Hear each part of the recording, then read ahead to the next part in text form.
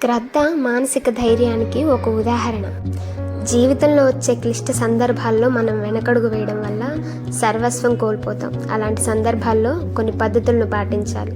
ధైర్యం విషయంలో గ్రద్ద మనకు అనేక రహస్యాలను తెలియజేస్తుంది. గ్రద్దకు 70 ఏళ్ల పాటు జీవించే అవకాశం ఉంది. గద్దకు 40 ఏళ్ల వయసు వచ్చేటప్పటికి అనేక సమస్యలను ఎదుర్కోవాల్సి వస్తుంది. అప్పుడు దాని ముందు ఉండేది రెండే మార్గాలు: ఒకటి మరణించడం, లేదా అత్యంత బాధాకరమైన మార్పును అనుసరించడం.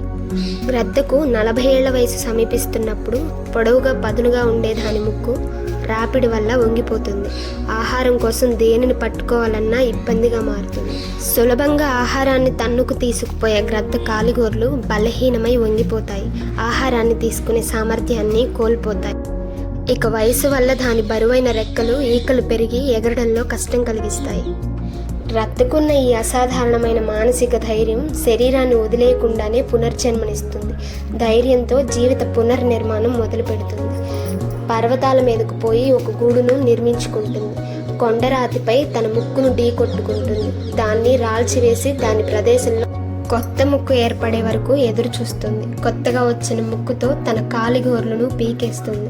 కొత్త గోర్లు కోసం ఎదురు చూస్తుంది. కొత్త గోర్లు పెరిగిన తర్వాత ఎంతో బాధకు వచ్చి తన బరువైన రెక్కలను పీకేసి కొత్త రెక్కలు ఎదిగే వరకు వేచి ఉంటుంది. ఈ విధంగా 5 నెలల పాటు అష్ట కష్టాలు పడి తన జీవితాన్ని మరొక 30 సంవత్సరాలు పొడిగించుకుంటుంది. మానసిక ధైర్యం ఎన్నో అద్భుతాలను చేయగలదు. మానసిక ధైర్యం విషయంలో గ్రద్ద ఎల్లప్పుడూ మనకు ప్రేరణగా నిలుస్తుంది.